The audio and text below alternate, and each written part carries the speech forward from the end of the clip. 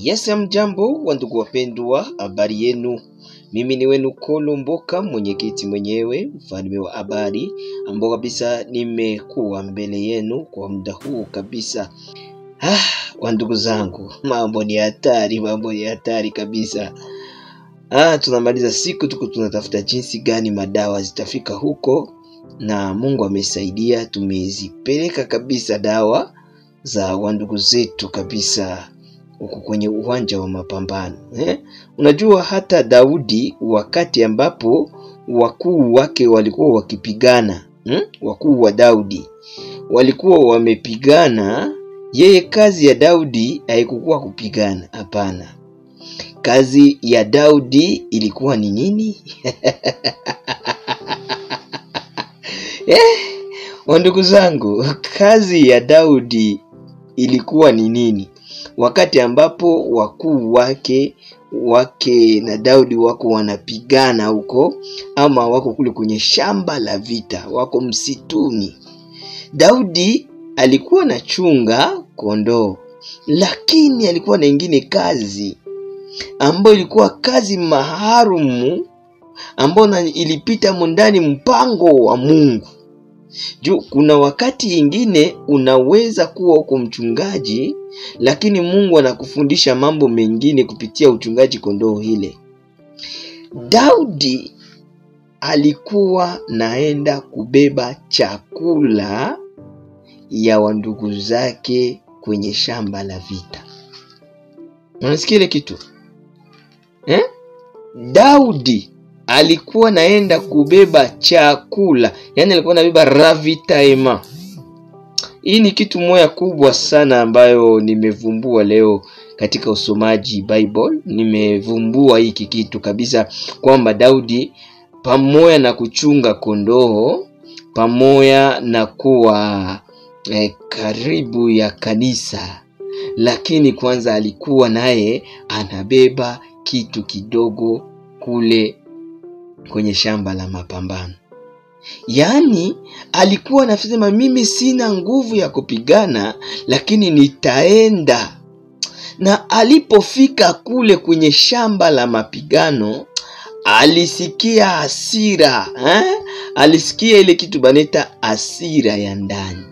Oh my God. Aliposikia hasira ya ndani, akasema ule kafiri, ule mtu asiyetahiriwa, kwa nini anaweza kumlaumu na kumdhulumu Mungu wangu? Ule asiyetahiriwa, kwa nini anaweza dharau nchi yangu? Ule asiyetahiriwa, kwa nini anaweza kumtukana Mungu mbele yenu? Basi sasa kitakachotokea ni nini? Akauliza wakubwa wake, mwenye ataua ule mtu. Hakukuwa kitu bila motivation. Hakuna kitu bila motivation. Akasema nini?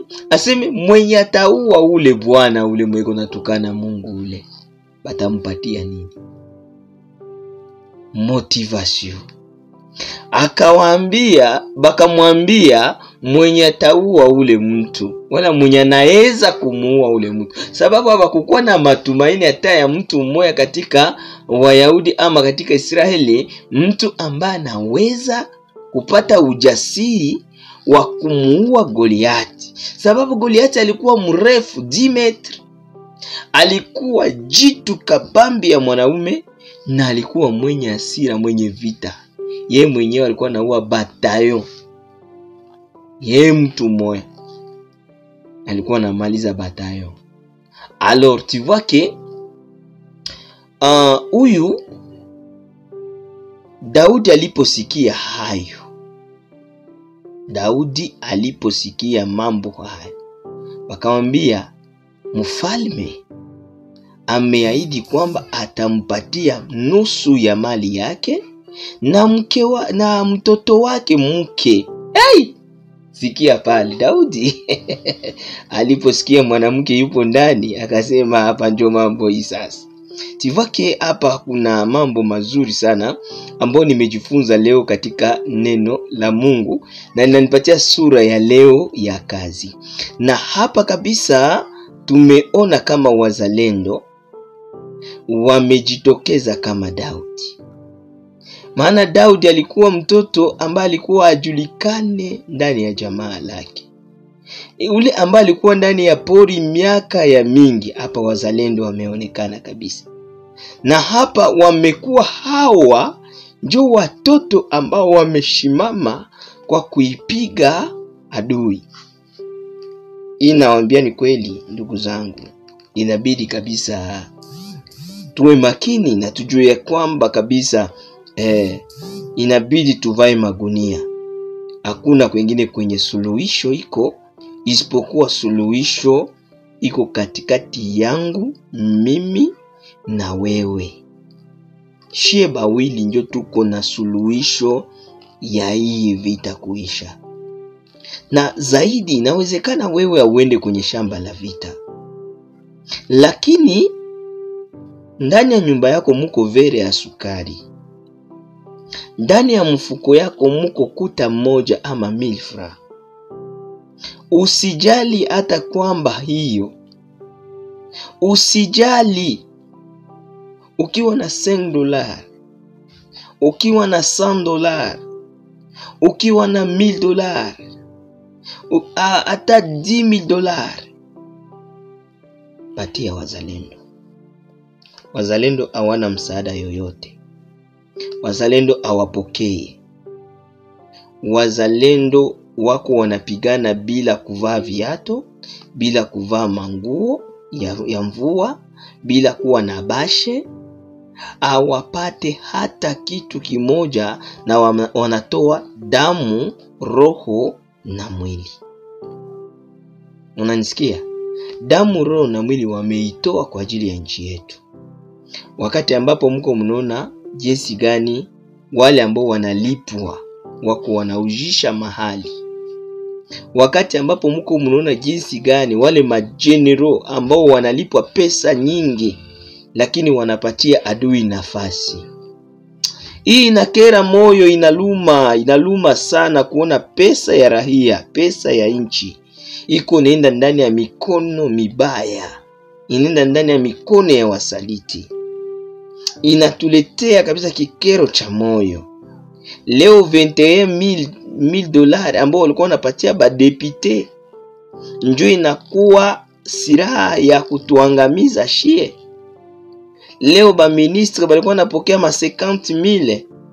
Leo njoo inakuwa sasa silaha ya kutuangaisha shie. Unaona kama ni sherti wa ndugu wapendwa tupate kuona mbali na kusaidia watoto wetu. Maana tunapowasaidia kikweli, tunaposaidia hawa watoto wetu, na sisi tutakuwa tutasaidia future jeunesse, future yenye itakuwa mbele. Yani niwaambie tu kama wazalendo wanaendelea kupiga vita vizuri sana. Vizuri sana. Leo hapa Katogota ngambo za Lubarika, nakwambia kabisa mambo ni matata. Katogota ngambo za Lubarika huko masasi ilianza depuis 5h du matin mpaka saa za magharibi, na walikuwa wakipigana kabisa kiasi kikubwa, na wazalendo walikuwa wamekamata kabisa kituo cha kwanza, yani milima ambayo iko strategique walisha kuizunguka na kuikamata. Na hivi niko nakwambia hivi hapa Katogota wazalendo wamekamata. M23 walianza mbio, walikimbia kabisa. Acha nikwambie kama mambo haiko yale. Watoto wa mama walisema hamtaangusha huyu mlima. Ikuta ya Eriko hamtaibomoa, hapana. Yani walibaki kabisa chonjo. Wakisema ya kwamba kabisa tumempiga adui vizuri sana. Yani nikwambie kama adui iko anapata cha mtemakuni. Yani iko napata na tashi mama tena anapata. Ila kitu moja tunalomba watoto wetu, yani waleo, piga kaba. piga kaba. Hii tunjo msaada ambao tunawalomba. Mupige mukabe. Hapa Katokota mnajua kama ni Plaine de la Ruzizi. Hapa Katokota ni ngambo za Lubarika ambapo adui alikuwa amedevier a partir ya kuvala manguo ya FARDC. Alidevier. Huku ngambo za Nyangezi kunaonekana 8 camion ambayo inaenda katika uwanja wa vita. Na leo tumeanza kuona kabisa mambo inakuwa mazito. Maana kuna kamio 12 ambazo zimevuka kutoka Rwanda. Na hapa zimeingia kabisa ili kwamba zipate kupigana na wazalendo. Yani ni kuambia tu kama vita vimeisha kugeuka. Vita havipigane tena na FARDC. Yani M23 haiku inapigana tena na FARDC. Hivi M23 iko inapigana na wazalendo. Watoto wa ndani, watoto wa mji, watoto wa nchi. Yani ni kuambia kwamba vita haipigani tena contre FARDC, inakuwa contre wazalendo.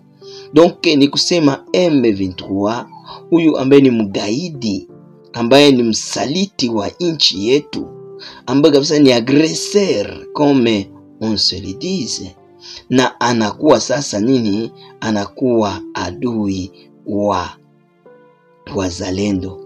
Na sisi wazalendo tunasema hivi, bapande bashuke, ome tunishia Uvira. Uvira itaanguka, Kalemie itaanguka, mpaka tuwarudishe Bukavu.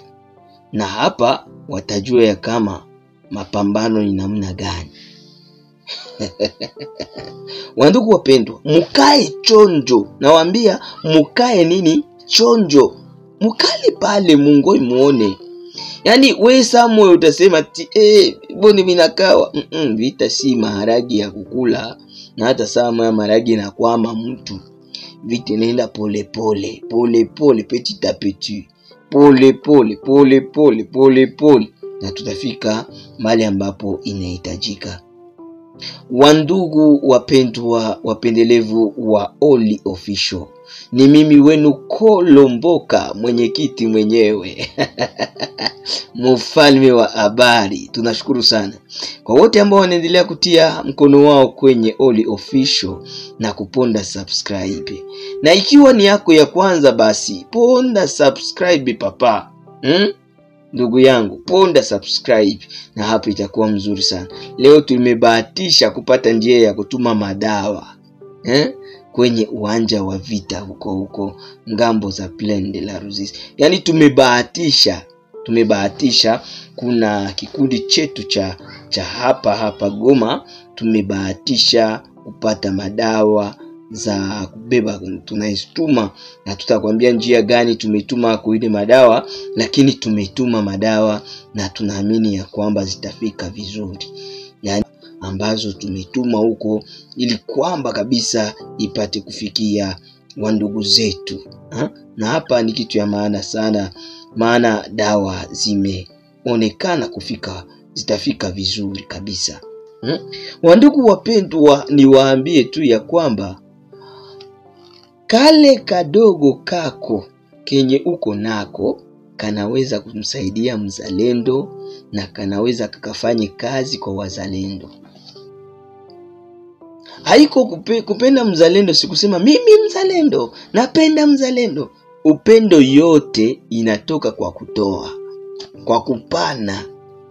Hata Mungu mwenyewe peke yake alimtoa mwana wake wa pekee juu ya upendo, alipenda ulimwengu. Sasa weye unasema tu nampenda mzalendo. Sasa umempenda, ndio tumekubali wewe mzalendo, wewe mtu wa Kongo. Sasa tugavule sasa mchele ambayo iko ndani ya nyumba yako. Tugavule sasa ile pesa ambayo iko ndani ya mfuko wako. Saidia kazi ambao watoto vijana wanafanya kwenye uwanja wa mapambano. ile itakuwa upendo mkubwa ambao umekuwa umefanya. Nikwambie tu kama mapambano inaendelea kabisa huko ngambo za Lubarika na Katokota huko kabisa. Leo wameshinda kabisa kwenye uwanja wa mapambano kabisa. Huku ngambo za Walikale nako na kuambia kama Walikale yote imezibitiwa kabisa na wazalendo. Kuna kitu ambacho vijana wenye nguvu walifanya hapa Walikale kwa siku ya leo. Kulikuwa FARDC mmoja ambaye alikuwa amelewa bangi. Alikuwa shakunya bangi maake munivo moya mwaete na unajua.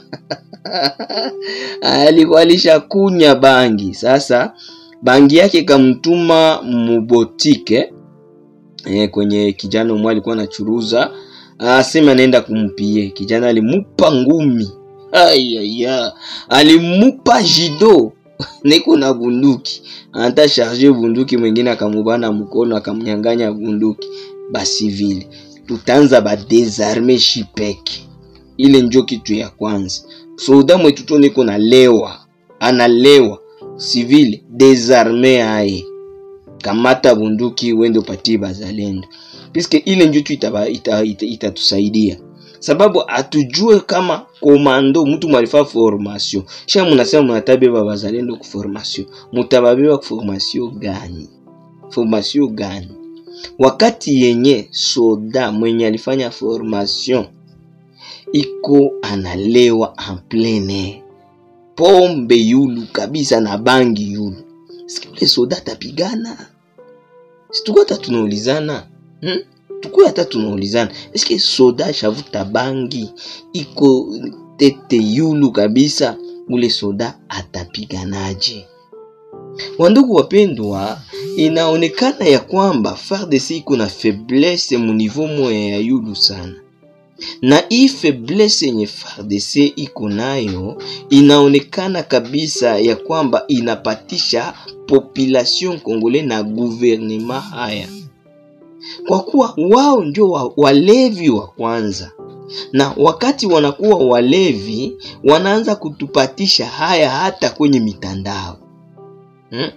Unaona kama hii kitu ilifanyika Walikale, civile ana désarmer soda juu ya bulevi. Tivasa ile ni mabitu mwenye haiko ya mzuri, haikuonekana mzuri hata kabisa kwenye FARDC. Tunaloma bale benye biko napatia FARDC morale, inabidi kabisa wapandishe kabisa bale ba psikologi be wanakuwaka kule na wale ambao wanasaidia kusema neno la Mungu ku FARDC, bajikaze sana babaambie juu ya hiki kitu kabisa inaleta haya.